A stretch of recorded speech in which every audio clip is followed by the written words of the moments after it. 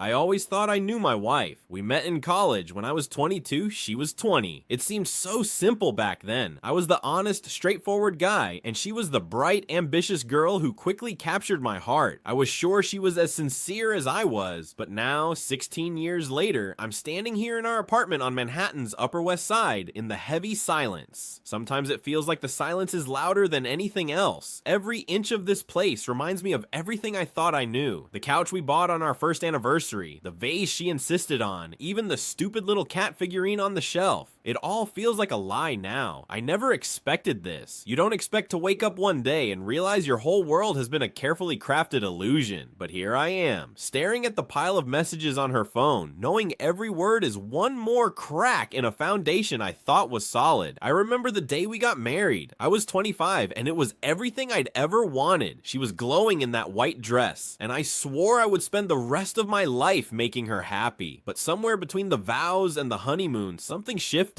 I didn't see it at first. Who does? The first sign came a year later when she stopped being home on time, staying late at work, working on a big project. She didn't lie outright, but the small things, half-truths, distractions, began to add up.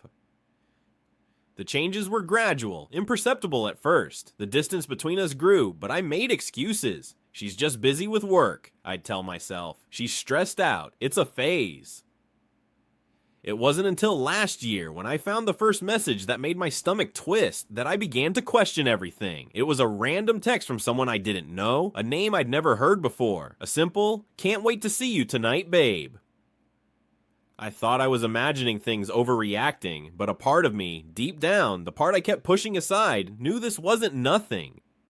That was the beginning, the first crack, and I should have confronted her right then, but I didn't. I stayed quiet, watched, waited, and now, here I am, sitting with her phone in my hands, my heart pounding as I scroll through months of texts, photos, and lies. I see the same name pop up over and over again. Mark. I don't know who Mark is, but I have a pretty good idea, and it's killing me. I wish I could say I never saw it coming, but in a way, I did. The signs were always there. I just didn't want to admit them, because admitting it would mean facing the truth. She wasn't the woman I thought she was. I don't know how long I've been living in a relationship that was nothing more than a charade, but I'm about to find out. The more I stare at the phone, the more I feel the weight of something I can't quite name pressing down on me. It's like the air itself has thickened, suffocating me with every breath I take. I know I should call her, should confront her, but a part of me is frozen, not in fear exactly, but in disbelief. How could I have been so blind? How could I have missed all the little things that should have set off alarms? The phone buzzes again in my hands. I almost drop it, but I catch myself. It's a message from Mark. I don't even know what to do with this anymore. The name has become a symbol of everything I didn't want to see, a reminder of all the cracks I ignored. "You looked amazing last night. Can't wait for this weekend. I've got something special planned." My fingers hover over the screen, my breath shallow. I want to reply, to do something, anything, that might make this feel less like a slow, suffocating death. But I can't. I know that if I call her now, if I ask her about this, if I even breathe a word of it, it'll be like shattering glass. The image of us, of everything we built together, will splinter into a million pieces. And I don't know if I can handle that. I think about all the times we'd fought.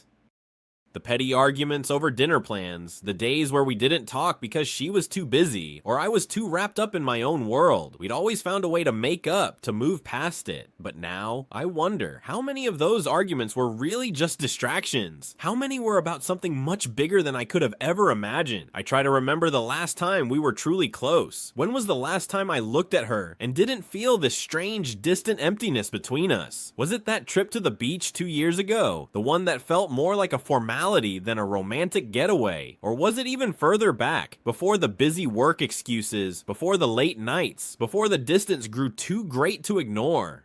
I close my eyes, leaning my head back against the couch. It's almost too much. The weight of it, the uncertainty. I don't even know where to begin, but one thing is certain. I need to know the truth, but I don't want to. Not really, because once I know it, there's no going back. Once I confront her, there's no undoing whatever this is. I will have to face everything I've been too scared to admit. The truth about her. The truth about me. About us. The truth about all those years I spent blindly trusting, believing, loving her. I think about the first time I ever said, I love you. It wasn't anything special. We were sitting in a diner after one of our late night study sessions in college. I didn't know then what I know now. I didn't know that love, for some people, is just a word they throw around, a way to keep things from falling apart. For some, it's just a comfortable lie. I'm a fool, aren't I? A fool for thinking I was the exception, that she would never do this to me. The buzzing of the phone breaks my train of thought. It's her this time. Hey babe, I'll be home in an hour. We need to talk. Call me when you can. I swallow hard. My stomach turns. We need to talk. Those words have always felt like a threat, and now I'm bracing for impact. I know it's coming. Whatever it is, the truth is about to break through the door like a freight train. When the door opens, I don't know what to expect, but when I see her standing there, I feel a shift in the room, like the air has changed, become denser, somehow colder. She looks at me, and for a split second, I don't recognize her. It's not her appearance. She still looks the same, of course. The same woman I married. But in her eyes, there's something different, something I can't quite place. Guilt, defensiveness, or is it just the weight of the lie she's been carrying around? Hey, she says, her voice soft. Too soft. She steps inside, closes the door behind her, and for a moment we just stand there. I can hear my heartbeat in my ears, pounding in my chest. My throat feels tight. I almost want to laugh. This is the moment I've been waiting for, the moment I've dreaded, and I don't even know what to say. You wanted to talk? I ask, my voice surprisingly steady. I don't know where the calm is coming from. I want to scream, to throw the phone at her, to demand answers. But I don't. She takes a breath, glancing away for a second, and I catch it. Her hesitation. The subtle shift in her posture. Like she's bracing herself for something. I hate that. I hate how she's the one preparing for this moment, not me. I know things have been off between us, she begins, biting her lip as if the words are hard to say. You've been distant and I've been... Her eyes flicker and I see her struggle to find the right words. I don't know, I've been distracted. Distracted. That's what she's going with? That's the explanation she's settling on. I want to laugh again, but I stop myself. I don't know if I can handle the truth yet, but I already know this is all just a prelude to something far worse. I stand up, walking slowly towards her. Distracted? I repeat. That's what you're going to say. After everything? Her eyes widen. She doesn't know where I'm going with this. She doesn't know I already have everything. The silence hangs between us. Heavy, thick. I can feel the words clawing at my throat, but I hold them back for just a second longer, just to savor the moment. The moment when I still have power, when I can still pretend I don't know everything. Jem, I didn't want to hurt you, she says softly, her voice almost breaking. It's almost like she's trying to convince herself too. I can see the pain in her eyes, but it's not enough to make me forget the betrayal. Not nearly. I step closer, close enough that I can smell her perfume. She still smells like her, like the woman I fell in love with. But I don't know her anymore. Not really. Not in the way I thought I did. You didn't want to hurt me? I ask, my voice sharper now, the anger bubbling up. Is that what this is? You didn't want to hurt me? I let the words hang in the air, the weight of them settling between us. Her breath catches. I can see her lips tremble, but she doesn't answer right away. She can't. Not with the truth I already know. I take another step forward, pulling my phone from my pocket, my fingers shaking slightly as I unlock it. I hold it up in front of her, showing her the messages I've read over the past few days. The words burn as I scroll through them, each one a nail in the coffin of everything we once had. Is this distraction too? I ask, my voice low and cold. Is this just some misunderstanding? I don't know if she's going to cry, scream, or run. But she doesn't do any of those things. She just stands there, her face paling as she looks at the screen. And then, finally, she speaks. James, But I'm already done listening. She's already made her choice. I'm just waiting for her to admit it. The silence that follows her half-hearted attempt to explain feels like a wound too deep to heal. For a moment, I just stare at her, waiting for her to say something, anything, to make this all make sense. But the words aren't coming. The damage is done, and no matter how much she tries to justify it, there's no saving us now. I've always been a patient man. I always believed in talking things through, in finding the middle ground, no matter how messy it got. But standing here, with the phone between us, I realized just how foolish that belief was. There is no middle ground, not anymore. Her face is pale, her eyes dart around, looking anywhere but at me. I don't even know who this woman is anymore. She used to be so open, so easy to talk to. We would share everything, the smallest details, the biggest dreams. But now, everything is a lie. Every little piece of our life together, every memory is suddenly tainted by the knowledge of her betrayal. Why? I ask, and the word is barely a whisper. I don't even know if I'm asking her why she did it, or why I let myself live in this illusion for so long, but I need an answer, even if it's one I don't want to hear. She takes a deep breath, her shoulders slumping as she tries to gather herself. I can see her shaking, just slightly, and for a second I almost feel sorry for her. Almost. But the anger inside me drowns out any pity I might have had. James... She begins again, her voice cracking, but this time it's different. This time there's a tremble in her tone that I don't recognize. I wasn't happy, not like I should have been. I didn't know how to fix it. I didn't know how to talk to you anymore. I feel a tightness in my chest. That's her explanation. She wasn't happy, and this was her solution. You didn't know how to talk to me? I repeat, barely able to contain my voice. You didn't think to try. You didn't think to come to me when things were falling apart. We could have... My words catch in my throat. What would we have done? Could we have fixed this? Could I have saved her from herself? But I already know the answer. She didn't want to be saved. She wanted to find something else. Someone else. I tried, James, she says quietly, her eyes finally meeting mine, but it's not enough. There's no sincerity in her gaze anymore. It's empty. But every time I tried to talk to you, you were always busy, always wrapped up in your own world. I felt alone, like I didn't matter. Her words cut through me like a knife. I feel the weight of them pressing down on me, each syllable a reminder that I wasn't there for her when she needed me. That's the real kicker, isn't it? She says she wasn't happy, and maybe she wasn't. Maybe I wasn't the husband she needed me to be, but instead of talking to me, instead of confronting the issues head on, she chose to drown her dissatisfaction in someone else's arms. I didn't want to hurt you, she continues, the tears finally breaking free. I thought I could fix it, that I could fix me, without making things worse. Her voice wavers. But I was wrong. I was selfish. Selfish. That's the word she chooses, as if her betrayal wasn't a decision she made every single day, as if she didn't know exactly what she was doing. I can't stand the tears. They feel like a manipulation now, like she's trying to play me, like if she cries enough, I'll just forgive her. But that's not going to happen. Not this time.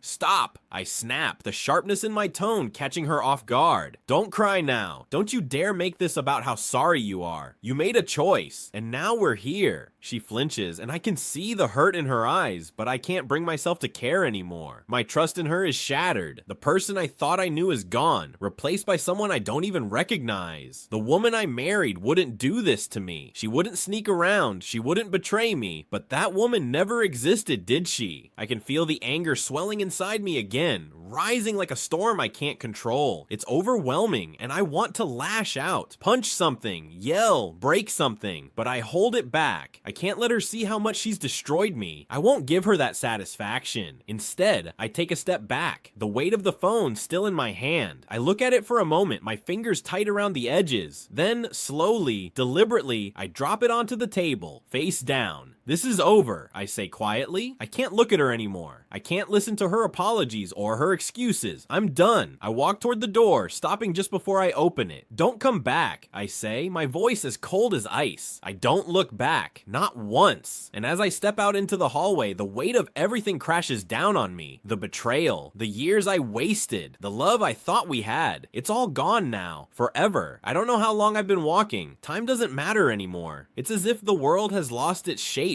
its meaning. I just walk aimlessly through the streets of Manhattan, the night air sharp against my skin. I need to be far away from her, from the apartment, from all the ghosts that still linger there. I don't even care where I'm going.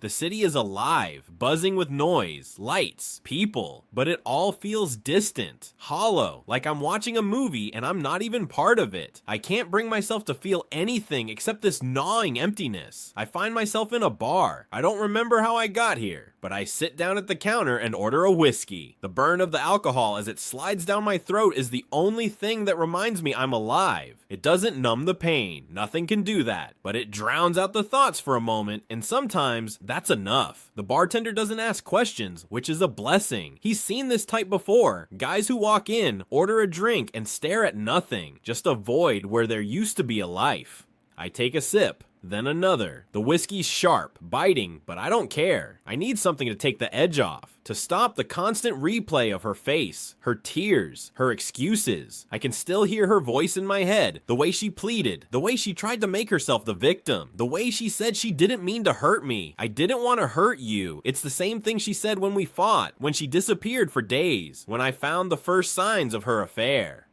And still, I believed her. Every time. Fool that I was. I take another drink. The burn is better now. It feels like the walls inside me are starting to collapse.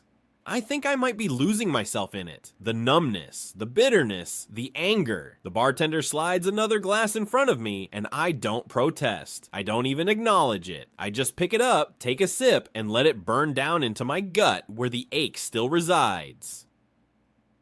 I feel a phone buzz in my pocket. My heart stutters before I pull it out. It's a text from her. James, please, I need to see you. We need to talk more. I'm so sorry. Please call me. I stare at the message for what feels like an eternity. I'm not sure if I want to reply. Part of me wants to scream at her, throw the phone across the room, tell her to leave me the hell alone. Another part of me wants to hear her voice, to understand why she thought I could forgive her, why she thought we could go back to what we had. But I know there's no going back. I lock the phone and shove it back into my pocket. I don't need to talk to her anymore. Not now, not ever. Instead, I find myself staring into my glass, watching the amber liquid swirl around, as if I could somehow find meaning in its movement, as if I could pour it all out, my anger, my hurt, my confusion, and just be free of it. But that's not how life works. The truth is, I can't just pour it out. It doesn't work that way. There's no easy way to forget years of shared memories, of love, of betrayal. The love I thought was real now feels like a lie I told myself over and over again. Another? The bartender asks, his voice pulling me out of my spiral. I nod absently without saying a word. I try to imagine a life without her, without the apartment, without the shared moments, the dinners, the mornings we spent together in silence, the plans we made for the future. What will I do now? Who am I without her? I can't even answer that question. The drink in front of me swirls again, like everything else. My life, my past, the shattered pieces of who I used to be. I don't know how much longer I sit there, drinking, lost in my thoughts, but eventually I pay the tab and leave. I don't feel any lighter. I don't feel anything at all. When I get back to the apartment, it's dark. The place feels cold, empty. I should have expected that.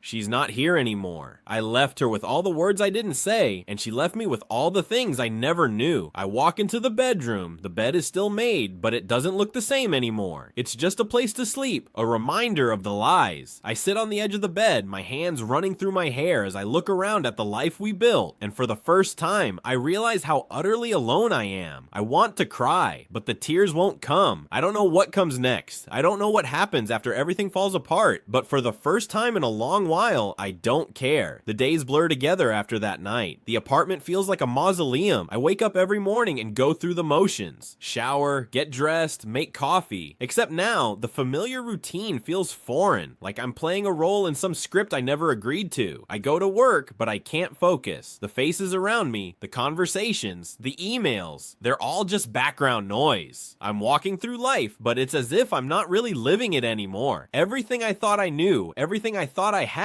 is gone. I passed the coffee shop we used to go to on Sundays, the one where we sat in the same corner booth for hours, talking about everything and nothing. The barista doesn't recognize me, but I remember the way she used to smile at us, the way she'd ask how our weekend was. Now I can't even bring myself to go inside. I don't know what I expected after everything collapsed. I thought maybe I'd feel a sense of relief. Maybe I'd feel free, as if the weight of the lies were finally off my shoulders. But all I feel is hollow, like a part of me died with her.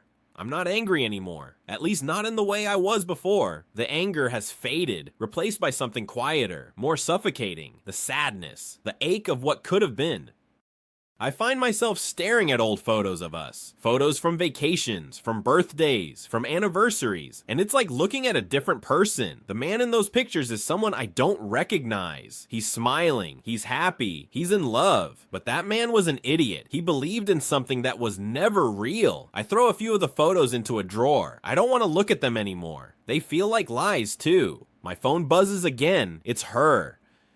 Please, James, I can't keep doing this. I need to see you. I don't respond. I won't respond. Not this time. I've spent enough of my life chasing after ghosts. The days pass, and I start to adjust to the silence. I try to distract myself, bury myself in work, in the things I used to do before all of this happened. But it's not the same. Every room, every corner of the apartment holds her. The kitchen, where we used to cook dinner together. The couch, where we'd watch old movies late at night, our heads on the same pillow. The bed, where we'd lie awake for hours talking about our future. All of it is now just a reminder that everything I built my life on was a lie. I throw myself into a project at work. It's not even something I care about, but it's something to focus on. It's something to stop me from thinking about her, about us. The first week without her is the hardest. The emptiness in the apartment is overwhelming, like there's a hole in my chest where she used to be.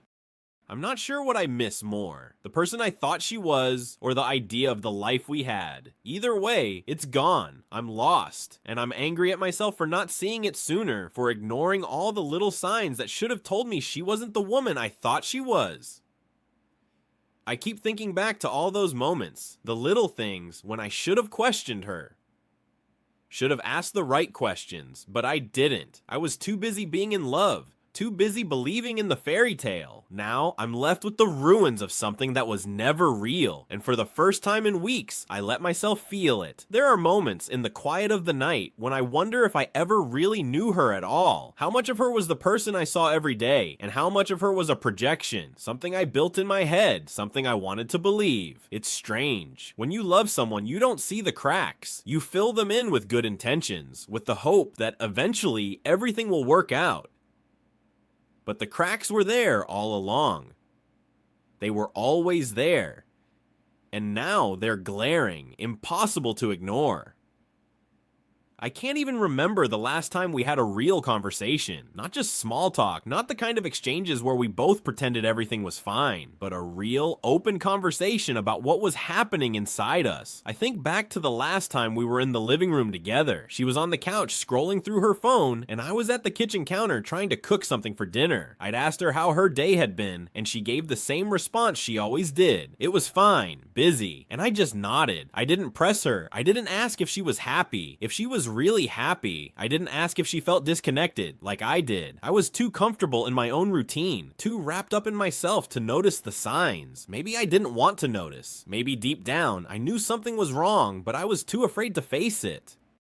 I'd rather live in ignorance than confront the possibility that the woman I loved might be slipping away from me. But now, all those moments come crashing back. All the time she seemed distant, preoccupied, distant in ways that I should have recognized. I thought I knew her, but I didn't. The apartment is so quiet now, too quiet. The kind of quiet that feels like a weight pressing down on you. It's been 2 weeks since I asked her to leave. 2 weeks since I told her not to come back. But somehow it still feels like she's here, like she's a ghost hovering in every room, lingering in every corner. I keep waiting for her to call, to text, to somehow break the silence, but she doesn't, and part of me feels relief. The other part of me feels abandoned. I'm not sure which part of me is right anymore. I've been sleeping on the couch, but tonight I find myself in the bedroom again. I don't know why. Maybe it's the familiarity. Maybe it's the fact that even though it's empty, it's still our room. I sit on the edge of the bed and look at the dresser, the one she insisted on buying last year, the one we argued over for hours because she wanted something more modern, and I insisted that our bedroom should feel cozy, timeless. That argument feels so insignificant now, so stupid, but in that moment I thought it mattered. I open the drawer and pull out the first thing I see, an old photo of us from when we went to Italy. We were smiling, arms around each other, standing on the edge of the cliff near the coast, the sun setting behind us. The picture's worn at the edges from being tucked away too many times. But I remember the moment. I remember how we'd laughed together, together, how we'd made plans to come back one day. I squeeze my eyes shut, fighting the sting in my chest. It feels like a lifetime ago. What happened to that version of us? What happened to the couple who made promises to each other in foreign places, to the people who thought they were invincible? I wish I could go back. I wish I could stop this from happening, but there's no going back. I can't undo what's been done. I can't erase the lies, the deceit, the heartbreak. I can't pretend anymore. I lay back on the bed, staring at the ceiling, and the weight of everything, the loneliness, the betrayal, the missed chances, crushes me all over again. I don't know what comes next. I don't know how to fix any of this, and I don't know if I even want to try. A part of me thought that once she left, the fog would lift, that the sense of confusion, the questioning, the uncertainty would somehow fade into the background, replaced by clarity, but it doesn't. It lingers like a constant hum in the back of my mind, too soft to ignore, too loud to forget. I keep running the same questions over and over in my head. Why didn't I see it? Why didn't I notice the distance growing between us? Was she unhappy for longer than she admitted? Or was this something that happened suddenly? Something I couldn't have possibly known? I can't stop thinking about it, and every time I do, it feels like I'm suffocating. I've tried to busy myself with work, with tasks, with anything that will keep my mind from wandering back to her. But the more I try to distract myself, the more the questions eat away at me. The more the silence in this apartment settles in like a weight I can't shake off. I hate how empty everything feels now. I hate the way the space we once shared feels like it's been hollowed out. How the things that used to make it our place, the pictures, the little trinkets we'd picked up on trips, the small signs of a life together, now only remind me of what's been lost. But even worse than the silence is the not knowing.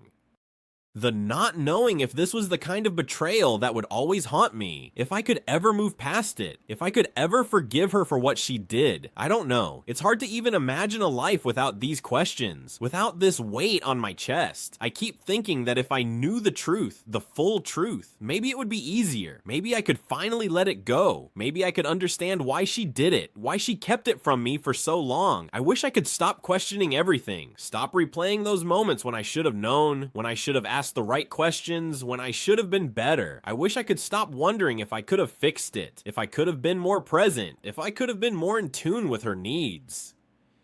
Maybe, just maybe, I could have saved us both from this. But the truth is, I'll never know. I'll never get those answers.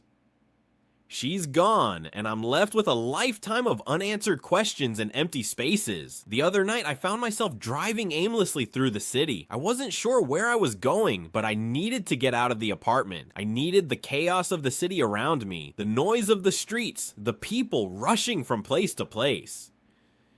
It was almost as if the world was still turning, still moving, and I was being left behind.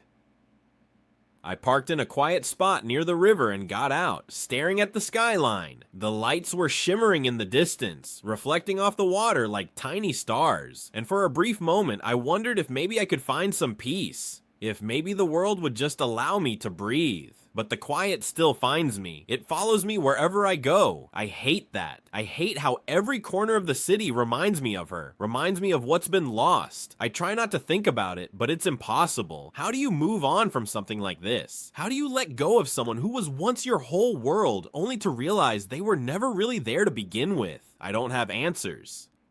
All I have is this ache, this sense of being lost in a place I used to call home. I walk back to the car and drive without a destination, the radio playing softly in the background, the sound of static drowning out the silence in my head. But even then, I can't escape it. When I finally get back to the apartment, I'm so tired I don't know if I want to collapse or just keep moving. But as soon as I step through the door, I'm hit with it again. The emptiness. The space is too big, too open, too quiet. I want to scream. I want to shout at the wall. At the space where she used to be, but I don't. Instead, I stand there in the doorway, just staring at the place that used to be ours. The kitchen table, the couch, the hallway. All of it is still here, still the same, but I'm not the same. I don't know what to do with this place anymore. I don't know if I should stay here or if I should leave. Maybe I should pack up and go somewhere else. Start fresh. Get away from everything that reminds me of her. But where would I go? I can't even figure that out. So I sit down on the couch and pull the blanket she used used to keep here around my shoulders, and I just wait. For what exactly? I'm not sure. Maybe for the answers that will never come. Maybe for the pain to stop, or maybe for some clarity to break through the fog. But deep down, I know that's not going to happen. I'm just stuck. It's been over a month now, and I'm starting to realize that I can't avoid this forever. The memories, the feelings, the constant wondering, it's always there.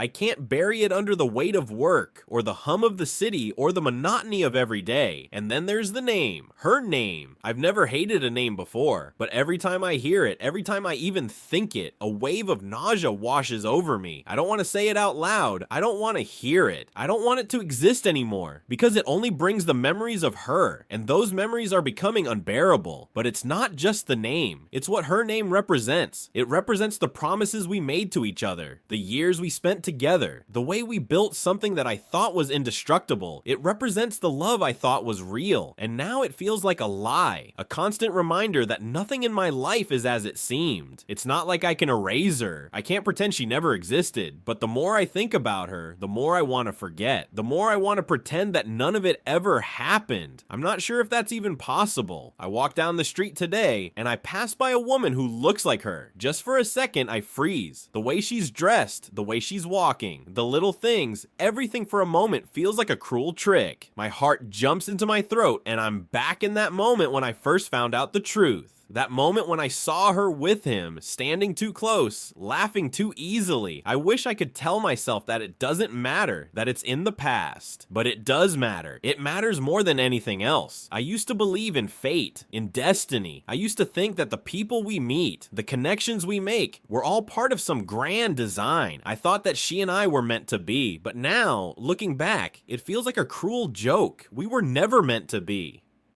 We were never anything more than two people who convinced ourselves that we were perfect for each other. But I don't know if I can keep hating her. I don't know if I can continue to let this anger consume me. I don't know if I'm strong enough to let go. I haven't spoken to her since the night I asked her to leave. And part of me wonders if I should. If I should call her and ask the questions I've been carrying inside me, the questions that I need answered. But then I remember the way she looked at me, the way she tried to justify her actions, as if I was the one who had somehow caused this.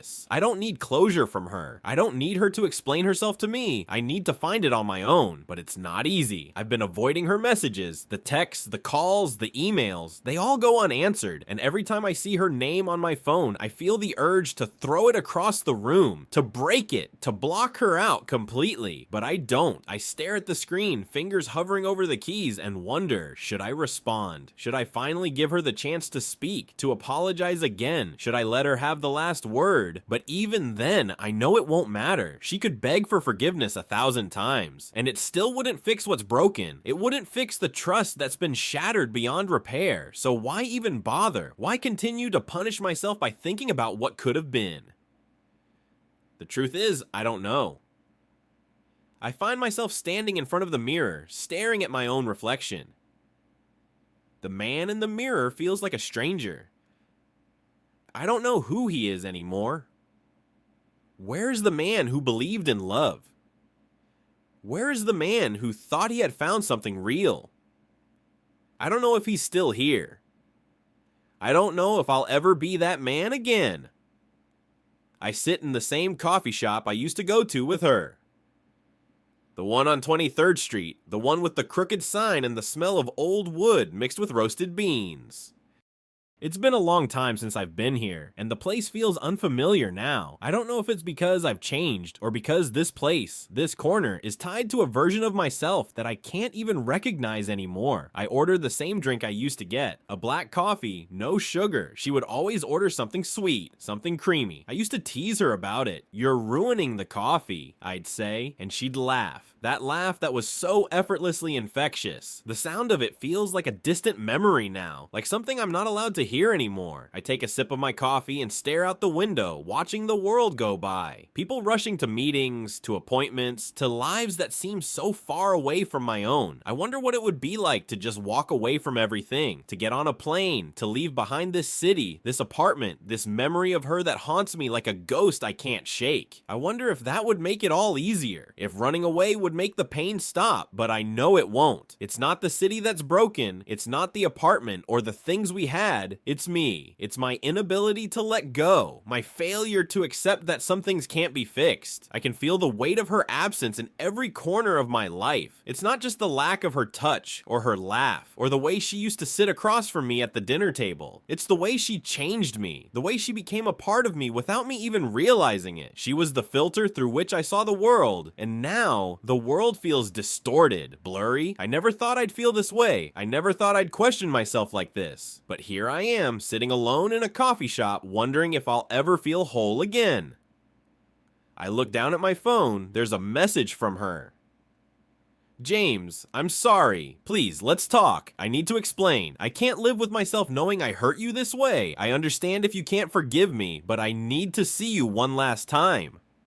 I stare at the message for what feels like an eternity. It's the same thing she said every time. I'm sorry. I need to explain. I can't live with myself. But I don't need her explanation. I don't need her to tell me why she did it, why she lied to me for so long. I don't need the validation, the closure, the apology. What I need is something I can't get from her. I need to forgive myself. I don't know when I'll be able to do that. I don't know if I ever will, but I know it's the only way out of this. I sit there in the coffee shop for a long time, sipping my drink and watching the world go by. The message is still on my phone, but I don't respond. Instead, I set the phone down on the table and focus on the sound of the barista calling out orders, the clink of coffee cups, the soft hum of the city, and for a moment I feel something that I haven't felt in a long time, a sense of peace. It's fleeting, a brief reprieve from the chaos in my head, but it's enough. It's enough to remind me that maybe, just maybe, I don't have to carry this weight forever. I leave the coffee shop without looking back. I don't know what happens next. I don't know how long it will take for the pain to fade, but I do know that I'm not going to let it define me. Not anymore. The apartment feels a little less suffocating today. There's a faint shift in the air, almost like the walls are breathing again, giving me space to exist. The silence isn't as oppressive as it once was, but it's still there, lingering in the corners, a reminder of everything I've lost. It's strange how time works. I always thought that time would heal everything, that if I waited long enough, I'd wake up one day and the pain wouldn't be there anymore, that I'd be whole again. But it doesn't work like that, does it? I've spent so much time waiting for something to change, for the ache to fade, but nothing has, and nothing ever will. The pain is a part of me now, a shadow that I can't outrun. It doesn't define me, but it's always there, hovering on the edges of my thoughts. I can feel it in the small moments, when I wake up in the morning and the bed is empty, when I'm driving down the street and I pass the places we used to go together, when I hear a song that used to be our song. It all floods back, like a tidal wave that crashes over me without warning. I wonder if it'll ever stop. The truth is, I don't know, but maybe I'm starting to accept that it doesn't need to. Maybe this is just who I am now, a person who loved, who lost, who was betrayed, and who's learning to live with it. Maybe I don't have to outrun the pain. Maybe I just have to make peace with it. I still think about her, I can't help it, but the way I think about her has changed. I'm not angry anymore. I'm not bitter. There's no fire burning inside me every time I hear her name, but I can't forget either. And maybe that's the hardest part of all. I've spent so much time trying to forget, trying to push the memory of us, of everything we were, to the back of my mind. But no matter how hard I try, I can't seem to do it. Maybe I don't need to forget. Maybe I just need to let it go. Let her go. I take a deep breath and stand up from the couch. The morning sunlight is streaming in through the window, casting a warm glow across the room. It feels like a sign, like maybe I've finally reached the point where I can begin to let go. I walk to the closet and without thinking, I start packing up the things that remind me of her. The little trinkets, the pictures, the keepsakes we'd collected over the years. I pick up a framed photo of us from our trip to Paris. We were sitting on a bench near the Eiffel Tower, laughing about something trivial, the sun shining down on us, and everything felt perfect. I stare at it for a long time, running my fingers over the glass, and I feel a pang in my chest. I don't know if it's because of the memory or because of the fact that I know I'll never have that again, but I know what I need to do. I put the photo down and take a deep breath. It's time to let go. It's time to say goodbye. I don't know what happens after this. I don't know if I'll feel better. I don't know if this will finally bring me the peace I've been searching for. But I know I can't keep living in the past. I can't keep holding on to something that isn't mine anymore. I take a box from the shelf and start packing up the memories. Every photo, every note, every piece of her that I've been holding on to for far too long. With each item I pack away, I feel a little lighter, like I'm slowly releasing the grip that this past has had on me. When the box is full, I sit down on the floor and just look at it. The weight of it seems so heavy, even though it's just a box of things, but it's more than that. It's the weight of everything we had, everything we built together. I close the lid and take one final look around the room. This place that used to be ours, that used to be filled with her, with us, feels a little more like my own now. The silence isn't as deafening, but I know it's not over. This isn't the end. Maybe it's just the beginning of something new. I don't know how long I've been sitting here. It feels like hours, but I'm not sure. Time doesn't have the same meaning anymore. It's no longer defined by appointments, meetings, or deadlines. It's just something that happens, something that slips through my fingers like water. I'm sitting in the middle of the living room floor, the box of memories next to me, untouched. I haven't moved it. I haven't opened it again. Part of me wants to go through every photograph, every memento, and relive those moments. But another part of me is terrified of what it might do to me, because I know what it will do. It will pull me back to her, back to us, back to the way things used to be. But that's not who I am anymore, and it's not who I want to be. I don't know if I'm ready to let go of all of it. Not yet. The memories are still so vivid, so real in my mind, that the thought of packing them away forever feels like erasing a part of myself, a part of the person I used to be. But I can't keep living like this. I can't keep clinging to a past that doesn't exist anymore. The truth is, even when she was here, even when we were together, the connection we had was fragile. It was always fragile. I thought it was strong enough to withstand anything, but it wasn't. It never was. I still don't know why she did it, why she betrayed me, but I know one thing for sure. She's not the person I thought she was, and I'm not the person I thought I was either. It's hard to come to terms with that. It's hard to accept that the life I built, the future I imagined, was all built on a foundation of lies. But it's even harder to accept that I'm the one who let it happen. There's a part of me that wants to blame her entirely, to point the finger and say, "You did this to me. You ruined everything." But the truth is, I was complicit too. I turned a blind eye to the signs. I ignored the small cracks that were forming, the ones that, if I had been paying attention, I would have seen. I let myself believe that everything was fine, that love was enough to keep us together, that no matter what happened, we'd make it work. But that's not how it works, is it? Love isn't a guarantee. It doesn't make everything okay. And sometimes, no matter how hard you try, you can't fix something that's already broken. The reality is hard to swallow. It's like trying to breathe through thick smoke, the air heavy and thick with the weight of everything unsaid, everything unaddressed. But I can't stay here forever.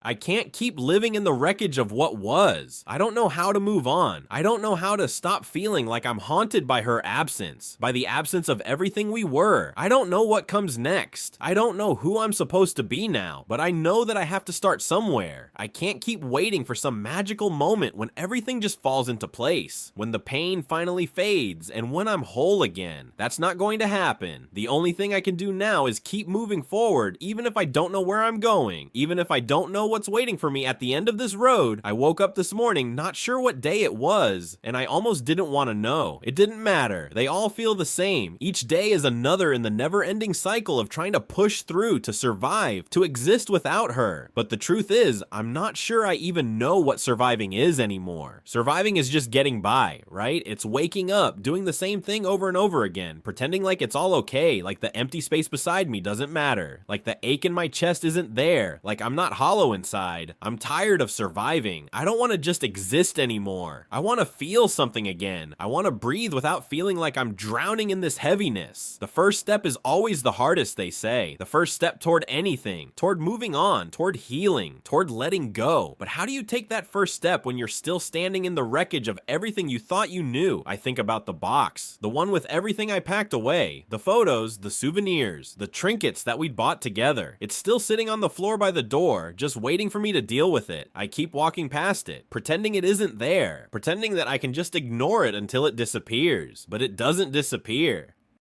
It stays there, taunting me, reminding me of all the things I can't erase. I don't know what I'm supposed to do with it. Throw it away? Donate it? Keep it all locked away in the back of my closet like some kind of secret that's too painful to acknowledge. But maybe the answer is simpler than I'm making it. Maybe the answer is just to start moving forward, to take the first step, however small, and just begin, to stop waiting for some perfect moment when everything will fall into place, because it's never going to happen like that. So I grab the box, I don't think about it, I just do it. I walk out of the apartment, down the hallway, and to the trash. I don't even stop to think, I just throw it all away. There's no dramatic pause, no moment of reflection, no deep emotional breakdown, just a simple decision. And when I walk back to my apartment, empty-handed, for the first time in a long while, it feels like the weight has shifted, like I've taken a step, a real one. I don't know if it's the right step, I don't know if this will be the thing that sets me free, but I'm starting to understand that healing doesn't have to be perfect. It doesn't have to follow some set of rules or expectations. It doesn't need to look a certain way. It just has to happen, one small moment at a time. I've spent the last few days keeping to myself. The apartment feels quieter now, emptier in a way, but not as oppressive. There's a strange sense of calm that's settled over me, though it's still fragile. I'm trying to take it one day at a time. I'm trying to avoid overthinking everything. I don't want to spiral again, not like I did before, so I've kept myself busy, going for walks, reading books I never had time for, actually cooking dinner instead of grabbing takeout. It's the little things that make the biggest difference, I guess. But today, as I'm sorting through old mail, I hear a knock at the door. I don't expect anyone. No one comes by anymore.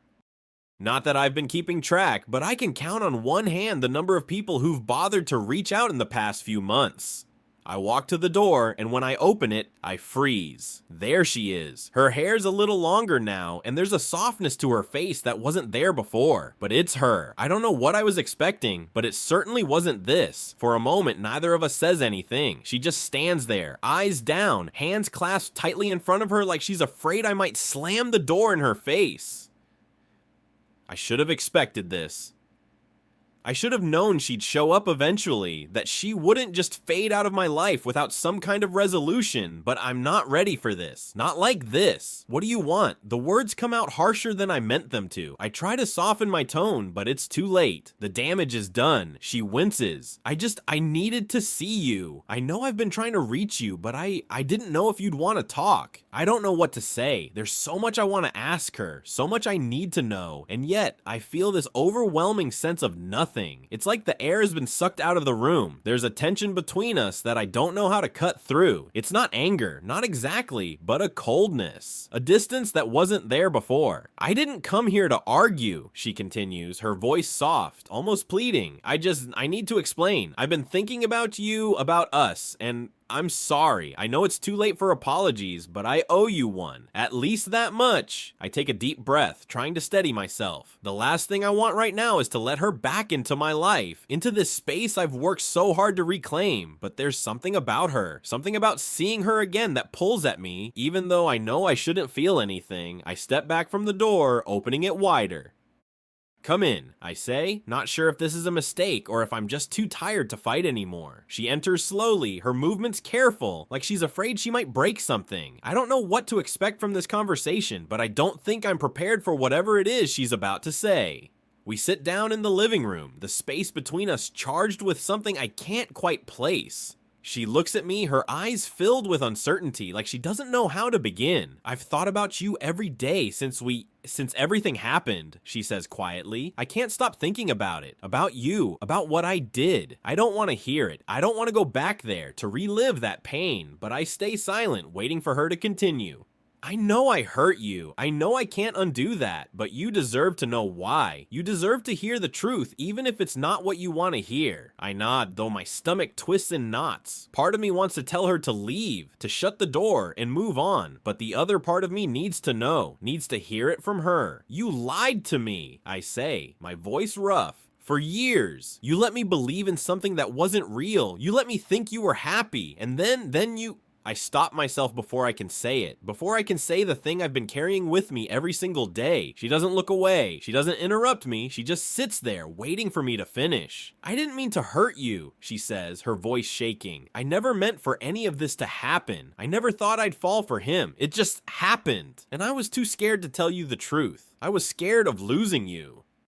I was scared of losing everything. I sit back, trying to process her words. It's not the answer I was hoping for, but it's the one I was afraid of. I feel the old anger flare up again, but it's not the same as before. It's quieter now, more resigned. You were selfish, I say, my voice steady but cold. You were afraid of losing me, but you lost me anyway. And now, here we are. The silence between us stretches. She opens her mouth to say something, but then stops. She doesn't know what to say. I don't know what to say either, but somehow I know this conversation is the last one we'll ever have. I don't remember how she left. Maybe that's because I didn't want to remember. Maybe it was because I was too numb to notice. One moment she was sitting across from me, her eyes filled with apologies, and the next she was gone, like a shadow slipping into the night, leaving nothing behind but the echo of her voice. I didn't even ask her to leave. She didn't apologize again, not in words, but the way she looked at me, almost like she was seeing me for the first time in years, was enough. I didn't need her to apologize. I didn't need her to beg for forgiveness. I needed her to understand that she had broken something in me that I wasn't sure I could fix, but I think in the end, she understood. She understood that there's no going back, that there's nothing left to salvage. And yet, I can't help but wonder if I understand. When the door clicked shut behind her, I didn't feel relief. I didn't feel anger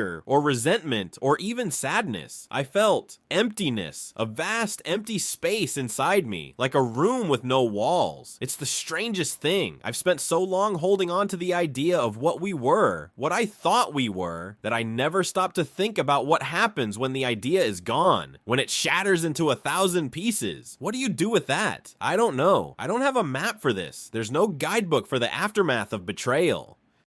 No instructions on how to navigate the wreckage when the person you trusted the most in the world has taken everything you thought you knew and set it on fire. I can't blame her for the way things ended. She didn't make the choices for me. I made them too. And I can't stay angry forever, not when I know I'm just as much a part of this as she is. But the silence that follows is unbearable. It's been hours since she left, and the quiet in this apartment is suffocating. Every room feels cold. Every object, every piece of furniture is a reminder of a time that no longer exists. I sit in the same place we sat earlier, where we talked about things that should never have been said and things that should have been. The weight of the conversation still lingers in the air, heavy and thick. I can't escape it. I can't escape her. I walk to the window, my hands trembling slightly. The city outside is bustling, alive. People are rushing by, moving on with their lives, as if nothing has changed. But everything has changed. I'm not the same person I was when I woke up this morning. I don't know what I'm supposed to do with the remnants of her in my life. I don't know if I'm supposed to hate her or forgive her or just move on. I don't know if I'll ever be whole again, but I know one thing. I can't stay here. I can't stay in this apartment surrounded by memories of her, drowning in the ghost of what we had.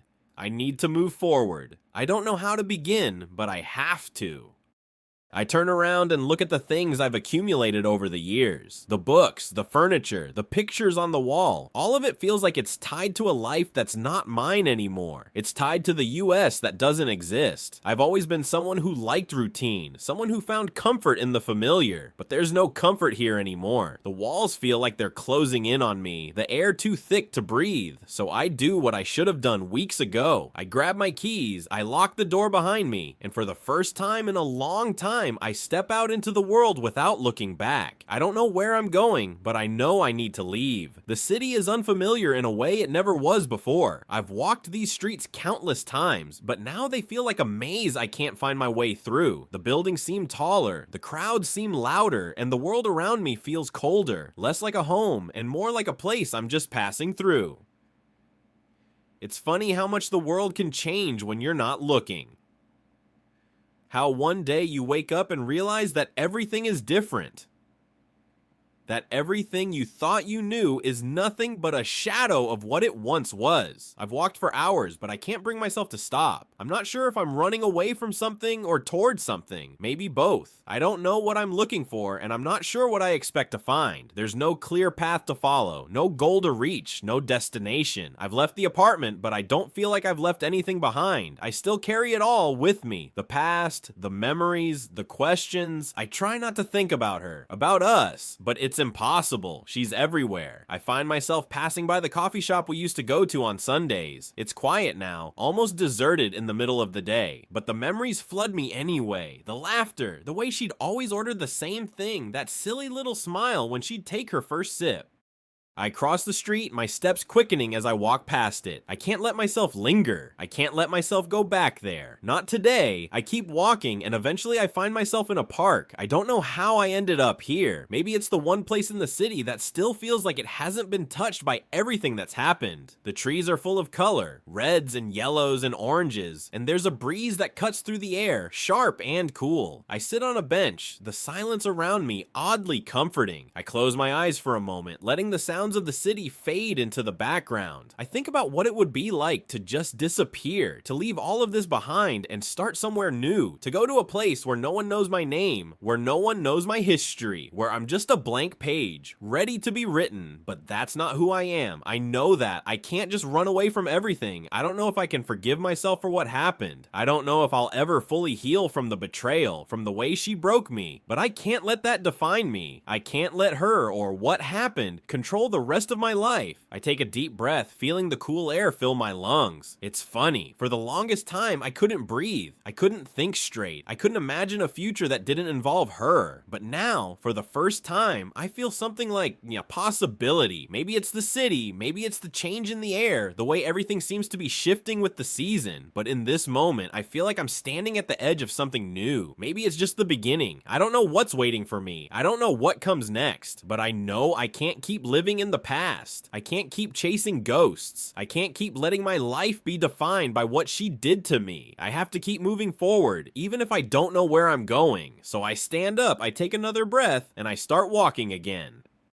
The weeks that followed were a blur, a mixture of small victories and constant doubts. It was like I was learning to walk all over again, only this time, I wasn't trying to balance myself on memories or hopes. This time, I was learning to stand without leaning on anything but my own 2 feet. But even though I could feel myself moving forward, I still wasn't sure what I was walking toward. I moved into a new apartment, smaller than the last, but with a certain charm. The first night in the place, I sat on the floor surrounded by unpacked boxes, staring at the empty walls. I had no idea where I wanted anything to go, but I knew it didn't matter. I was starting from scratch. I threw out more things than I thought I'd ever part with. Clothes I never wore, books I hadn't opened in years, old reminders of a life I no longer wanted to hold on to. There was something strangely freeing about it, like I was shedding an old skin, leaving behind the weight of everything that had once defined me. But the weight wasn't gone. It still lingered. There were nights when I'd lie in bed, staring at the ceiling, unable to sleep. The silence felt oppressive. The empty space next to me, where she used to be, felt almost like a presence, haunting me. I thought I was ready for this. I thought I was prepared to be alone, but the truth was I didn't know how to be, so I filled my time. I worked more than I should have, threw myself into projects that didn't really matter, anything to keep my mind occupied, but every once in a while, in the quiet moments, I'd hear her voice in my head. I'd remember the way she'd laugh, the way she'd curl up beside me on the couch after a long day, the way she'd look at me with that soft, knowing smile, and then I'd remember everything else, the lies, the betrayal, the way she walked away without a second thought, leaving me behind in the wreckage of our love. I couldn't deny it any longer. The anger still existed.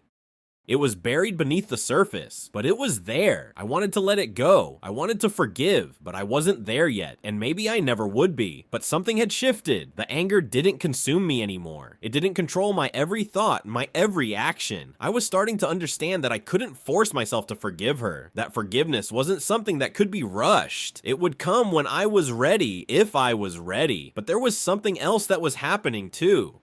The city, the endless streets, the people, the noise. There were moments when I felt alive. When the weight of everything didn't feel so heavy, when I could hear the laughter of strangers, feel the sun on my face, and know that despite everything, I was still here. I was still breathing. It wasn't a perfect life. It wasn't a perfect healing process, but it was mine. And slowly, piece by piece, I was starting to reclaim it. I started to meet people. Small encounters at the coffee shop, a casual conversation at the bookstore, a few new faces at the gym. I wasn't looking for anything. I wasn't looking for her or for anyone else to fill that void. I was just looking for a reminder that I could still connect, that I could still be part of the world. One evening, I ran into someone I hadn't seen in a while, a colleague from work. Her name was Emma. She was bright, easy to talk to, and had this infectious energy about her that I couldn't help but enjoy. We talked about everything and nothing, from our favorite movies to what we wanted to do when the weather got warmer.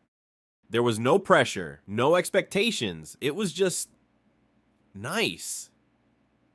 For the first time in months, I didn't feel like I was wearing a mask, pretending to be someone I wasn't. I wasn't pretending to be the guy who had it all together. I wasn't pretending to be over her. I was just me, and it was enough. We made plans for coffee later in the week, and I realized something. I wasn't ready to love again. I wasn't ready to dive into another relationship, not yet, but maybe, just maybe, I was ready to feel again, to experience something that wasn't defined by loss or betrayal, and that was enough for now.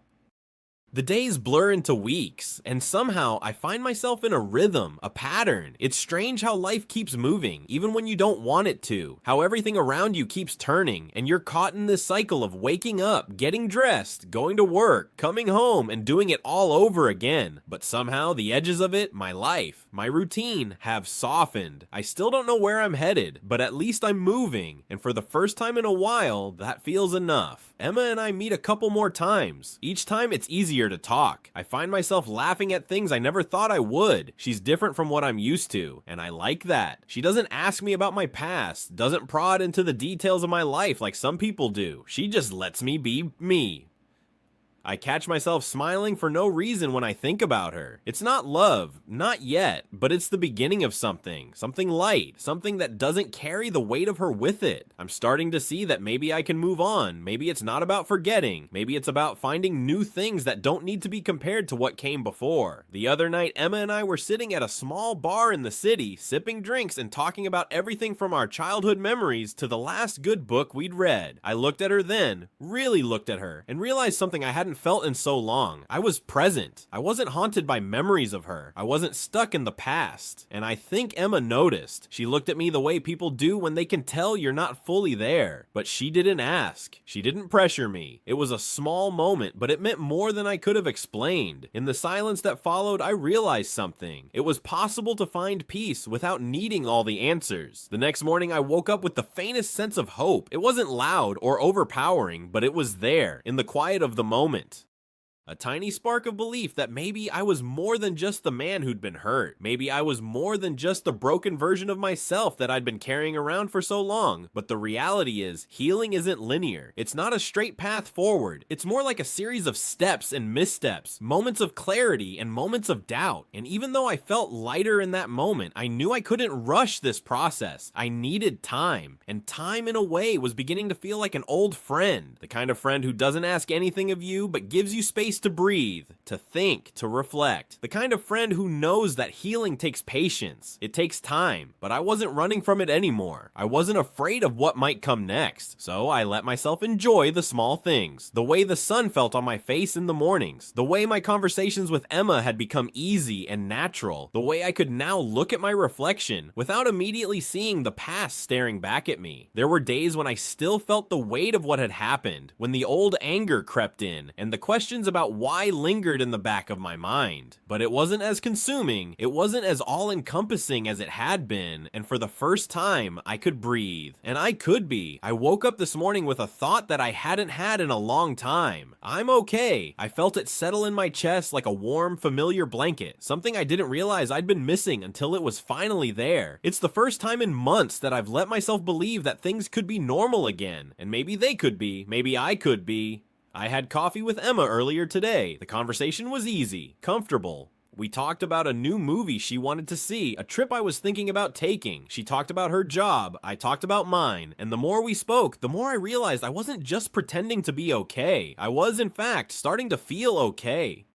The past didn't creep in. I didn't hear her voice in the back of my head, asking me what went wrong. I didn't think about how everything had fallen apart. I was just present. And that felt like the first real victory. But it wasn't until later, after I'd said goodbye to Emma and was walking back to my apartment, that I realized something. The shift was there, but it wasn't complete. I went into a store on the way back. A small place, books and trinkets scattered everywhere. And there in the corner of the store was an old photograph I recognized immediately. It was us. Her, me. It was taken the last summer we were happy, the summer before everything fell apart. We were standing in front of that small cafe we used to visit on weekends, the one we always promised each other we'd go back to. We were smiling, so sure of ourselves. I stared at the picture for a long time. I could feel the weight of it, the nostalgia, the ache in my chest. I could almost hear her laugh, could almost feel the warmth of her hand in mine again. It hurt, but it wasn't just sadness. It was more complicated than that. There was anger there too. Anger I hadn't realized was still simmering beneath the surface. Why was I still carrying this around? Why did it still have a hold on me? The thing is, I wanted to be free of it. I wanted to feel like I could walk away from the past and not let it define me anymore. But seeing that picture, seeing that moment frozen in time, reminded me of all the things I had lost. And more importantly, all the things I still couldn't understand. I left the store without buying the photo, but I kept walking, trying to shake off the feeling that it had dredged up in me. It wasn't that I was still in love with her. I wasn't. But the pain of it, the betrayal of it all, had never fully healed. And I couldn't just pretend it had. I got back to my apartment and sat down at the kitchen table, staring at the empty space around me.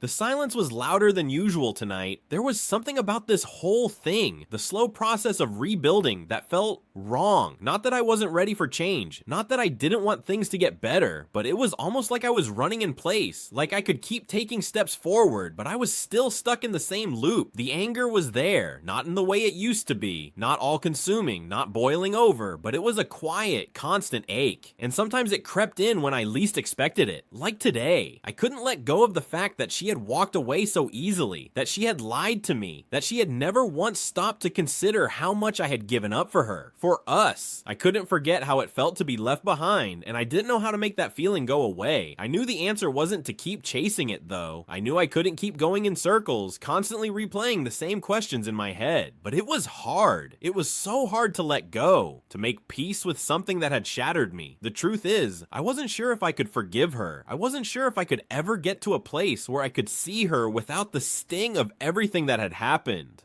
I wasn't sure if I could even forgive myself for letting it go on as long as I did, for ignoring the signs, for telling myself that everything would be okay when I knew deep down that it wasn't. But I also knew that I couldn't stay here forever.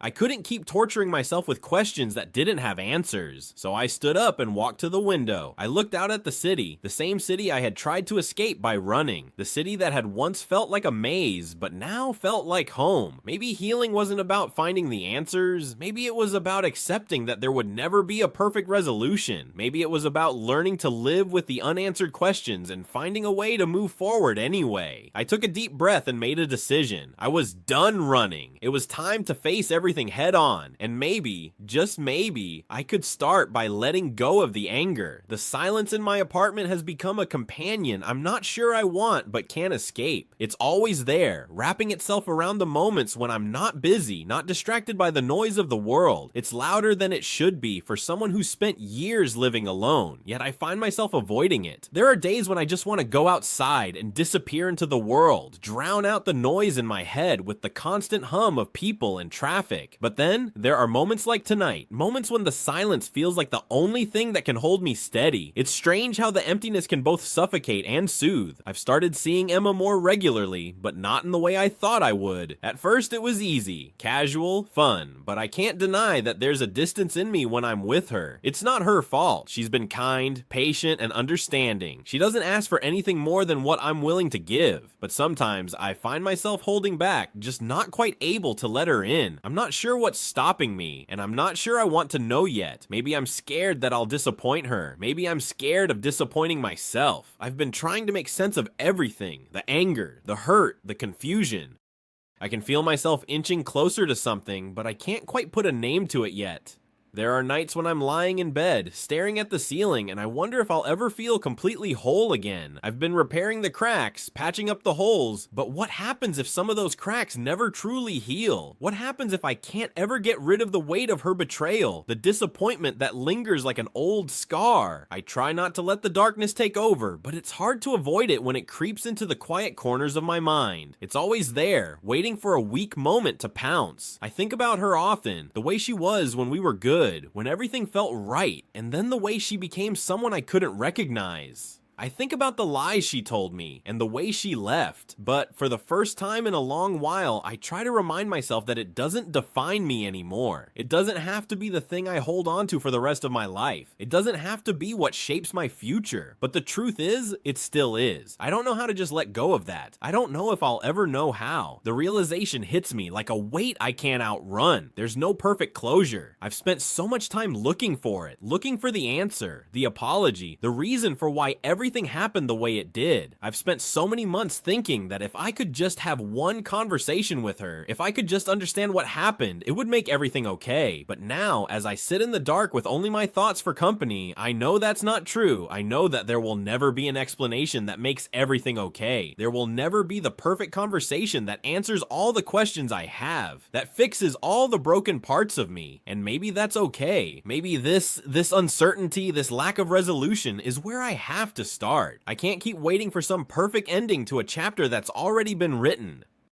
I can't keep looking backward when there's so much ahead of me. There are no guarantees, no promises that things will get better, but for the first time, I think I understand that maybe that's how life works. There's no neat bow, no perfect ending where everything fits together perfectly. Sometimes it's messy, sometimes it's imperfect, and sometimes you just have to keep moving forward even when you don't have all the answers. I pull myself out of bed and grab my phone. I scroll through a few texts, and I see Emma's name. She's asking how my day went, offering a simple, lighthearted response that makes me smile despite myself. Maybe I'm not ready for all the things she wants to share with me, and maybe I'm not ready to give her everything I feel, but I can give her something. I can give her this moment. I can let her in just a little bit more than I did before. I type out a response. It's not perfect, not the flood of emotions I sometimes feel, but it's a start. I press send, and then I wait. It's strange how moments of clarity can sneak up on you when you least expect them. I was sitting at a bar last night, nursing a drink that had long since gone warm when the realization hit me. I was thinking about nothing, really, just staring into the distance, lost in the crowd of people talking, laughing, moving through the evening. It was one of those moments where you suddenly step back and realize how much life is happening all around you, even when you feel stuck. And in that moment, I saw something, a sort of quiet truth. The past has already happened. I don't know why it took me so long to accept that. I think I always thought I could somehow undo it, or that if I kept looking hard enough, I'd find some reason, some explanation that would make sense of everything. But the truth is, the past is like water under a bridge. It's already past. It's gone. It's not something I can grab onto anymore. I guess I'd known that for a while, but last night it finally sunk in, and I realized that for the first time in ages, I wasn't clinging to it with both hands, trying to find a way to understand it. I wasn't thinking about her and the things that had happened between us. I wasn't replaying every conversation, every argument, every moment of doubt. I wasn't holding on to the anger either, or the hurt. I was just here, present. That doesn't mean everything's magically okay. It doesn't mean I'm suddenly healed, or that I've figured everything out. It just means that for once I'm allowing myself to breathe without feeling like I'm choking on my own past. The past is a strange thing. It haunts you when you let it. It follows you when you don't know how to leave it behind. But it doesn't have to control you forever. It can't unless you let it. And in that moment, I decided that I wasn't going to let it anymore. I didn't text Emma last night, but I wanted to. I knew that I needed to take a step, even if it was a small one. I needed to move towards something that felt like real connection, not just a way to distract myself from the things I still didn't understand about myself. I'm learning that I don't need all the answers to start moving forward. I don't need to be fixed or whole or perfect. I'm just me, and that's enough. A few days later, I see her again, Emma. We meet for lunch at the same cafe we've been going to for the past few weeks. I'm not sure what I expected, but when I sit across from her, I feel this strange, quiet peace that's completely new to me. We talk about everything and nothing again, but this time, I'm really listening. I'm not thinking about how much I should say or how much I shouldn't say. I'm just there, in the moment, sharing time with someone who isn't expecting anything more than what I'm willing to offer. There's something about it that feels right. Not perfect, not some magical solution, but right. Like two people who are figuring out what it means to be in each other's lives without the baggage of expectations. I tell her a little about my past. I don't go into detail. I don't think I'm ready for that, but I tell her about the hurt, the confusion. I tell her that I'm trying to move forward and that I'm still figuring out how to do it. She listens. She doesn't push. She just listens. And it's the first time in a long time that I feel like someone is actually hearing me, without judgment, without rushing to offer solutions. It's a small thing, but it feels huge to me. When the lunch is over, we part ways with the usual promises to see each other soon. But this time, I feel different. Not just because of what I've said or how she responded, but because I'm learning to open up, learning to let someone in, even if just a little bit. It's not easy, but it's a start. I know there's still a long road ahead of me. I know there are still days when the weight of the past will pull me back, when I'll feel the anger rise, or when the silence will feel too loud. But I also know something else now, that I don't have to do this alone, that it's okay to let people in, even if it's just a crack in the door. It's okay to be imperfect, to be human, and maybe that's the key to healing, not trying to erase what's happened, but learning how to move forward with it, to live with it, to breathe with it, and still find moments of peace along the way. Sometimes, just when you think you're starting to move forward, life has a way of pulling you back. Gently, almost imperceptibly at first, but with enough force to remind you that healing isn't a straight line. It was just an ordinary morning. I woke up to the usual noises of the city, traffic, distant voices, the hum of an approaching storm. The kind of morning that feels like any other, where everything seems routine, and you almost forget how long it's been since the world felt like it was falling apart. But today, something's different. I can't quite put my finger on it at first, but I feel off. The weight is back. The cloud that had been hanging over me for so long that I thought had dissipated is suddenly looming again. I try to ignore it. I get out of bed, make my coffee, check my emails, anything to avoid confronting the quiet unease creeping into my chest. But as I sit at my kitchen table, staring at the untouched mug in front of me, I realize what it is. I haven't seen her in weeks. It's not Emma. It's her, the ex-wife.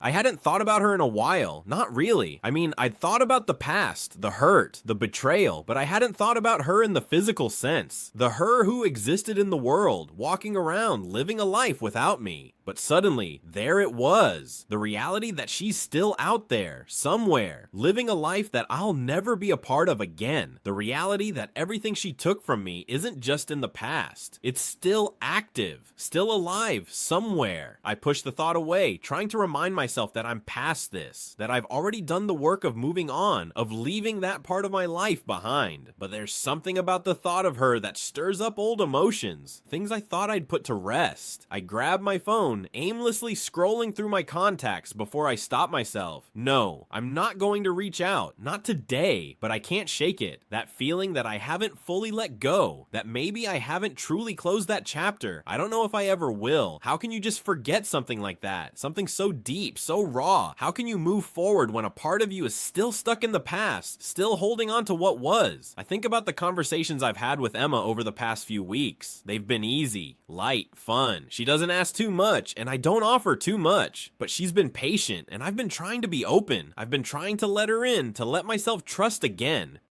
But now, as I sit here, I wonder, am I ready? I know Emma isn't asking for me to be perfect. She's not demanding anything that I'm not willing to give. But I can't help feeling that there's a wall between us. A wall that I've built. A wall that's still standing, even as I try to take it down. The truth is, I don't know if I'm ready to love again. I don't know if I'll ever be ready. And maybe that's okay. I spent the rest of the day thinking about it, trying to sort through what I was really feeling. It wasn't just about Emma or the past. It was about me, the way I've been carrying this invisible weight, the way I've been trying to move on without fully understanding the depths of what I've been through. I think about all the times I felt like I was failing, like I wasn't doing enough, wasn't being enough, wasn't healing enough. But the truth is, I've been doing my best, and maybe that's all I can do for now. So I take a deep breath and remind myself that it's okay to take things slow. It's okay to feel unsure. It's okay to not have all the answers right now. And most importantly, it's okay to take a step back when you need it. That evening, Emma calls. I know she's been trying to reach out, but I've been distant. More distant than I intended to be. I think she knows something's off, but she doesn't press me. We talk for a while, casually, the way we always do. But as we're wrapping up the conversation, she asks me a simple question. So how are you really doing? For a moment, I don't know how to answer. How can I tell her that I'm not sure I've fully moved on, that I'm still carrying the weight of everything from the past, even though I thought I'd left it behind? But as I sit there, listening to her voice on the other end of the line, I realize something. It's okay to tell her the truth. It's okay to be vulnerable, to admit that I'm not fully healed, to say that I'm still figuring it out.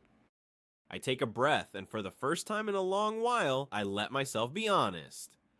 I'm okay, I say, but not completely. I'm still working through it. And I'm surprised by how much weight that simple sentence lifts from my chest. Emma doesn't say much after that. She just tells me she understands. And that's enough. The next morning, I wake up with the same sense of uncertainty, but it's different now. I'm not trying to push it away. I'm not fighting it. I'm just letting it be. I'm not perfect. I'm not completely healed, but I'm still here. And that's something. Sometimes taking a step back doesn't mean giving up. It just means taking the time you need to get yourself right. And for the first time in a long while, I think I'm doing just that. Taking it one step at a time, and that's all I can do. I woke up this morning with a strange sensation, a kind of heaviness that wasn't there before. It wasn't the usual fog that follows a night of restless sleep. It was something deeper, like a memory that had been buried under layers of time, only to resurface unexpectedly. It's been weeks since I've thought about her, about the life we had, the house we built, the future I thought we'd share. But today, I find myself haunted by memories, images of things I thought I'd put behind me. I'm not sure what triggered it. Maybe it's the season changing, the days getting shorter, the air becoming crisp, the way everything feels like it's transitioning. Or maybe it's just the quiet rhythm of life, finally allowing the past to slip back into focus. I find myself driving to the old neighborhood without meaning to. I'm not sure why I'm doing it. I don't need to see the house again. I don't need to see the place where I thought I'd grow old, where I thought we would grow old together. But I'm driving, and the road feels oddly familiar, like it's pulling me back in. When I reach the block, the house is just as I remember it. Well kept, neat, almost too perfect.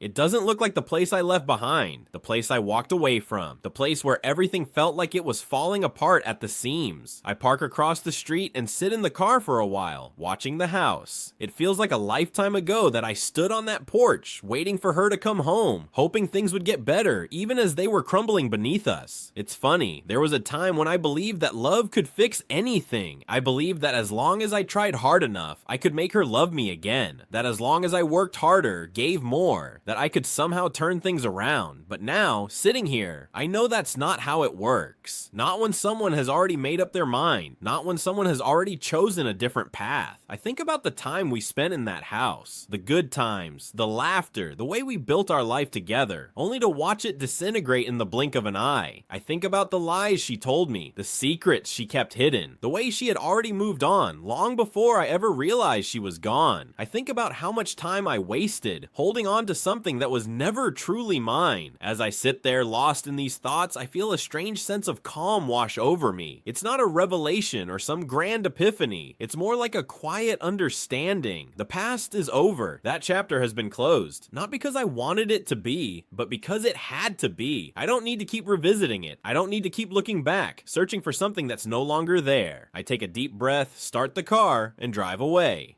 Later that night, I meet Emma for dinner. We sit in a quiet booth at the same restaurant we've been frequenting, and I'm struck by how easy it feels to be with her. The conversation is natural, light, there's no pressure, no weight. It's almost like we're two people who don't need anything from each other, just enjoying the time we share. But as the night goes on, I can't shake the feeling that something is missing. It's not that I don't enjoy being with her, I do. It's just that I'm aware of the wall I've built between us. I'm aware of how much of myself I'm still holding back, how much of my heart is still stuck in the past, and how much of me is still afraid of letting someone else in. I can feel Emma watching me, almost as if she can sense it too. There's a quiet concern in her eyes, a question she's waiting to ask but hasn't quite found the right moment. And then, as if she's reading my mind, she finally speaks. "Do you ever think about her?" she asks, her voice soft but steady. For a moment, I don't know how to answer. It's not the first time someone has asked me that, but with Emma, it feels different. She's not asking to dig into my past, not asking for some deep confession. She's just trying to understand, trying to make sense of where I am. I pause, taking a moment to collect myself. "I do," I say, finally. I think about her sometimes, not in the way I used to, but I still think about the life we had, the things I believed in. I guess part of me wonders if I could have done more to save it, you know? But then I realize it wasn't mine to save. Emma nods, her expression calm but empathetic. You can't save something that's already gone, even if you try. I look at her, and I can feel the sincerity in her words, in her eyes. She's right. I've spent so much time trying to fix something that was already broken, trying to fix someone who was no longer invested in the same future. "I know," I reply, my voice quieter than I expect.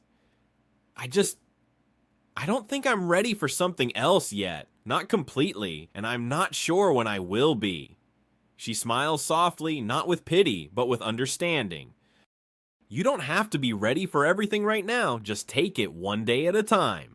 It's the first time in a long time that I don't feel the pressure to be someone I'm not, to be healed, to be whole, to be perfect. And for the first time, I don't feel as if I need to apologize for the fact that I'm still a work in progress. As I walk her to her car later that night, I feel a sense of relief settle over me. Not because everything is fixed or because I have all the answers, but because, for the first time, I don't need to rush. I don't need to force myself to be something I'm not. I can just be, and that's enough for now. There's something about time, something about how it works. You can go for months, maybe years, without giving much thought to the past, and then one day, it all comes rushing back, like a wave you didn't see coming. It doesn't always hit you in the big moments. It's the quiet ones that sting the most, the ones where you're just going about your day, and suddenly you're struck with a memory, a flash of what could have been if things had turned out differently. I had one of those moments today. I was walking down the street, the autumn chill in the air, when I passed a young couple holding hands.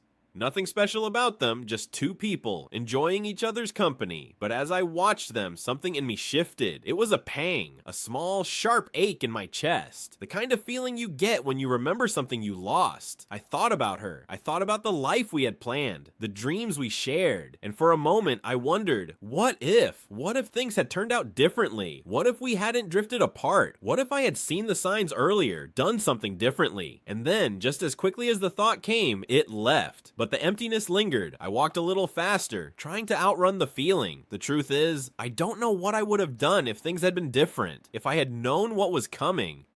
Would I have tried harder to fix it? Would it have even been fixable? And that's the thing. I'll never know. I'll never get those answers. But that doesn't stop me from wondering. Later that evening, I found myself texting Emma. I didn't know why. I wasn't even sure what I wanted to say, but I knew I needed to reach out. There was something about that moment earlier, the couple walking hand in hand, that made me want to connect. I needed to talk, needed to be. "Hey," I typed, "do you want to grab dinner tomorrow? I know it's last minute, but I think I could use a distraction." I hit send before I could second guess myself. The screen lit up almost immediately, and I smiled when I saw her response. "Of course, I'll pick you up at 7? I didn't respond right away. I just sat there, staring at the message, wondering why it felt like this was so much more complicated than it should be.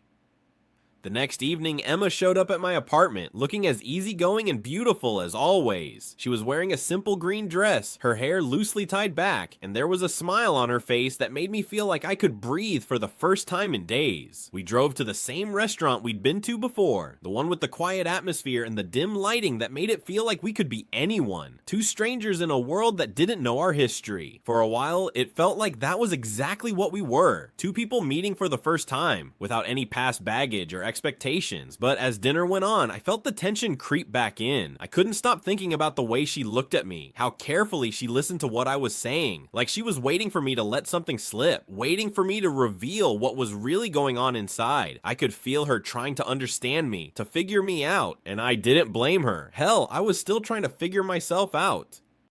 There were moments of easy conversation, but there were also those long silences where it felt like both of us were waiting for something to happen, some breakthrough, some sign that this was more than just two people killing time together. And then, just as the meal was winding down, Emma put her fork down and looked at me. "Can I ask you something?" she said, her voice tentative. "Of course." She hesitated, her gaze flicking to the window to the street outside. "Are you ready for this? For us? I mean, I know you're still figuring things out, but are you ever going to be?" I wasn't expecting her to ask that, not so directly, but now that she had, I didn't know how to respond. I could feel the walls I'd built between us, the ones I hadn't even realized were there, pressing against me. "I don't know," I said finally, my voice quieter than I intended. I think I'm still carrying too much from the past. And I don't want to bring that into this, into us."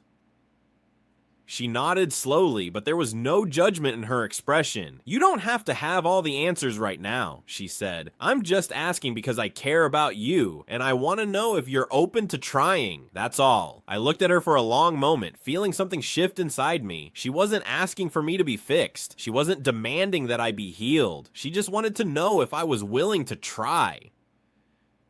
If I was willing to open myself up to the possibility of something new. "I am," I said, my voice firm. "I'm willing to try." It wasn't a promise. It wasn't some grand declaration, but it was something.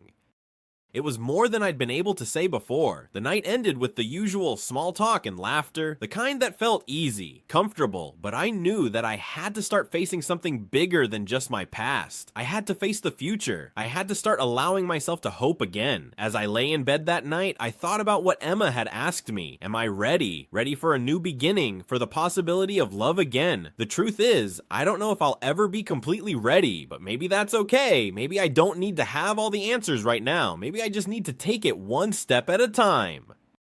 There's something about waiting for answers. You spend so much time looking for them, searching for the right words, the right signs, the right moments, and when they finally come, you realize that sometimes they don't feel like answers at all. They just feel like another question, another layer to peel back, another thing to wrestle with. That's how I felt the night after my conversation with Emma. Her question, "Are you ready for this?" lingered in my mind long after I'd left the restaurant. It wasn't an accusation. It wasn't a demand. It was just her trying to understand where I was, where I stood. But the more I thought about it, the more I realized that maybe I wasn't ready. Maybe I wasn't ready for anything. Not yet. Not in the way that she deserved. Not in the way that would allow me to fully invest in this. In us. I spent the next few days pulling away, just a little. It wasn't intentional. It wasn't that I didn't care. It was just that the weight of the past kept pressing in on me. The more I tried to push forward, the more it seemed to push back. I hadn't spoken to Emma in 2 days. I didn't know why I was avoiding her. Maybe I wasn't ready to confront my own feelings. Maybe I wasn't ready to admit that I didn't have the answers. Or maybe, deep down, I was afraid of failing her. I wasn't sure. I found myself sitting at my kitchen table one evening, staring at the phone. I hadn't called her, hadn't texted. I wasn't sure what to say, but I knew that I couldn't keep avoiding the inevitable. I wanted to tell her the truth, how I was still so tangled in my past, how every time I tried to move forward, I felt like I was dragging pieces of it with me. I wanted to tell her that I was scared, scared of letting her in, scared of failing her like I failed her.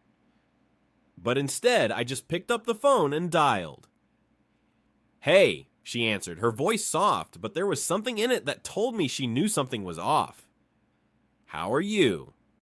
"I've been thinking," I said, my voice sounding more distant than I intended. "About everything. About us." She paused for a moment, sensing the shift in my tone. "Okay, what's going on?" I took a deep breath, trying to collect my thoughts. The words felt heavy, like they were stuck in my throat. "I don't think I'm ready," I said finally. "I don't think I'm ready for what you're asking for what I think you deserve. I don't want to keep stringing you along, not when I'm still figuring things out, not when I'm not even sure I can offer you the kind of relationship you want. There was a long silence on the other end of the line. I could feel the weight of her disappointment, even though she hadn't said a word. It was like the air between us was suddenly thick with all the things left unsaid. "I'm not asking for perfection," Emma finally said, her voice quiet but steady. "I'm not asking you to have all the answers. I just don't want you to shut me out." I felt a sharp pang in my chest, and I immediately regretted what I'd said. "I'm not shutting you out," I replied quickly. I know," she interrupted, "but it feels like you're holding something back. It feels like you're afraid to let me in, and I get it. I do, but I'm here, you know? I'm not going anywhere. I just need to know if you're with me, if you're ready to try, because I can't do this alone." I sat there, the words sinking in. She wasn't asking for a perfect version of me. She wasn't asking for me to be completely healed or ready to move forward without hesitation. She just wanted me to try, to be present. I took a long breath, feeling the walls I'd built around myself start to crack. Maybe I wasn't ready for everything, but maybe I didn't have to be. Maybe all I had to do was take the next step, no matter how small. "I want to try," I said, my voice quieter now. I'm scared, but I'm willing to try. I don't want to keep running from this."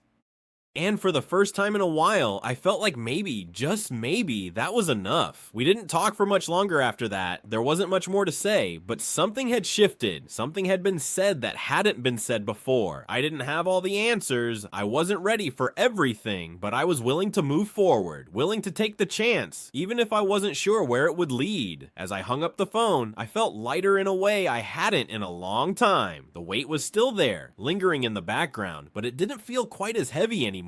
I wasn't carrying it alone. I spent the next few days thinking about what Emma had said. I thought about the way she had reached out, the way she had seen me even when I was hiding, and I realized something. Maybe healing wasn't about being completely ready or having everything figured out. Maybe it was just about showing up, about being willing to take the next step, even if you don't know what's on the other side. I wasn't sure where this would go. I wasn't sure if Emma and I would make it, but I knew one thing for sure. I wasn't gonna run anymore. Not from her, not from myself. I woke up this morning feeling like I'd been carrying a weight I didn't even know was there. Not a heavy physical weight, nothing like the kind I'd been dragging behind me for so long, but the kind of weight that after all these years still has the power to surprise you.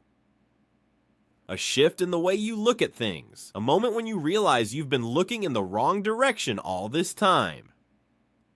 I didn't need to call Emma today. I didn't need to send her a message or figure out exactly what I wanted to say. I didn't need to figure out what this meant yet. I'd spent so much time trying to control the narrative, wanting to know exactly what was coming next, wanting to avoid the pain of disappointment. But the truth is, I've never been able to control life. I can't force it into neat little boxes. I can't predict the future, no matter how hard I try. I look at myself in the mirror. A year ago, I wouldn't have recognized the person I'm seeing. I was lost then, caught up in the guilt, the resentment, the fear. But now, there's something different. There's a quiet acceptance of what happened, a quiet acceptance of who I am, even if I don't have all the answers. I don't need all the answers. I meet Emma at the park later that afternoon. The air is crisp, and there's a soft hum of life around us. Families walking dogs, couples laughing, kids running by. It's the kind of day that feels like it could last forever, and for the first time, I don't feel like I'm rushing through it, like I need to get somewhere else. I'm just here. Emma's sitting on a bench, her legs crossed, looking out at the water. When she sees me approaching, she smiles, and it's one of those smiles that seems to melt all the tension I didn't even realize I was holding. She doesn't ask about the past. She doesn't ask for answers. She just greets me like she's happy to see me, and for a moment, that's enough. We sit together, not talking at first, just letting the world keep moving around us. It's comfortable, this silence. I don't feel the need to fill it with words. For the first time in a long time, I feel like I can just be. Finally, she speaks. Her voice is soft, but I can hear the underlying sincerity. "I've been thinking," she says, glancing at me, "about what you said that night, about how you weren't sure if you were ready. And I just want to say that I get it. I don't expect you to be completely ready. You don't have to have everything figured out." I look at her, surprised. For a moment, I don't know what to say. I don't think I'll ever be completely ready, I admit. My voice quiet but steady. But maybe that's okay. Maybe the only thing I need to do is show up and let whatever happens, happen. She nods, and there's something in her expression that tells me she's relieved. It's like she's been waiting for me to say those exact words, but she never pushed me. She never forced me to make a decision before I was ready. We talked for a while after that about everything and nothing, about things that matter and things that don't. There's no pressure, no expectation, just two people learning what it means to let go of the past and take a chance on something new. Maybe it's a friendship, maybe it's more. I don't know yet, but for once, I'm not rushing toward any answer. I'm just here. I don't know what the future holds. I don't know where this is going, where we are going, but that's okay. I've spent too much time in my life trying to figure everything out, trying to control the outcome, trying to make sense of a world that doesn't always make sense. And maybe that's the lesson I needed to learn. I don't have to have it all figured out. All I have to do is take it one day at a time, one step forward, even if I'm not sure where I'm going. And maybe, just maybe, that's enough. I watch as the sun begins to set, casting a warm glow over the park. It's the kind of sunset that makes everything feel peaceful, like the world is putting on a show just for you. Emma leans back against the bench, her eyes closed, and for a moment I think about everything that has led me here. All the pain, all the mistakes, all the heartbreak, but also all the lessons, all the growth. For the first time, I feel like I'm truly moving forward. Not because I've forgotten the past, or because I've healed completely, but because I've finally stopped running from it. I've stopped trying to be someone I'm not. Stop trying to force things to happen. I'm just here. I'm just living. And maybe that's what it's all about. Accepting the things you can't change and letting go of the things you can't control. I look at Emma and she smiles at me as if she can sense the change. She doesn't need to say anything. We're both just here in this moment, and that's enough. Maybe this is where it all starts. Or maybe it's just where it continues. But I know that whatever comes next, I'll face it as I am. Imperfect, uncertain, but willing to try. And that's all I can really do. The end.